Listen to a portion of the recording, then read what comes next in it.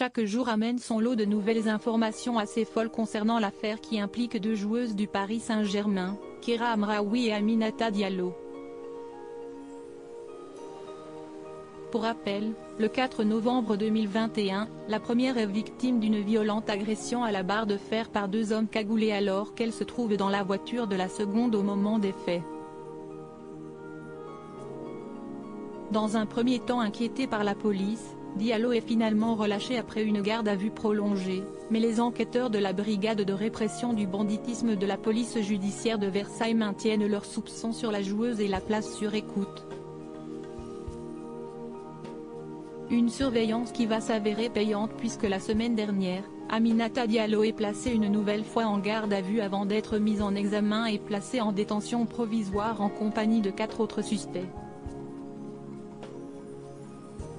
Il semblerait donc que la joueuse de 27 ans a bel et bien fomenté l'opération qui a mené à l'agression de sa coéquipière en club et en sélection. Dans son édition du jour, Le Parisien nous en apprend plus sur les intentions de Diallo et l'influence qu'elle pouvait avoir au sein du PSG, en compagnie de son agent officieux, César M. En fin de contrat cette année, la milieu de terrain a pour but de signer un nouveau bail avec le club de la capitale, et cela passe par de bonnes prestations. À un moment donné, s'ils se permettent de faire ça, si est parce que les joueuses, elles ne font rien, elles ne disent rien. Les filles, réveillez-vous. Problème, Keira Hamraoui est devant elle dans la hiérarchie et lorsqu'elle est annoncée partant pour un match très important contre Lyon en avril dernier, la réaction du fameux César M. est radicale. L'autre pète, elle sera titulaire, si est un truc de malade putain. Elle vient pas aux entraînements, elle casse les couilles au match. Même au match, s'enflamme-t-il, d'après les propos rapportés par le Parisien.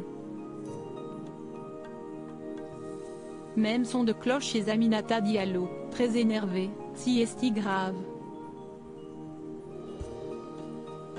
À un moment donné, s'ils se permettent de faire ça, si est parce que les joueuses, elles ne font rien, elles ne disent rien. Les filles, réveillez-vous. Des conversations surprenantes et qui ont certainement poussé les enquêteurs à interpeller Aminata Diallo la semaine dernière. L'article sur l'agression de Keira Hamraoui est à retrouver en intégralité sur le site du Parisien. Aminata Diallo reste présumée innocente des faits qui lui sont reprochés jusqu'au jugement définitif.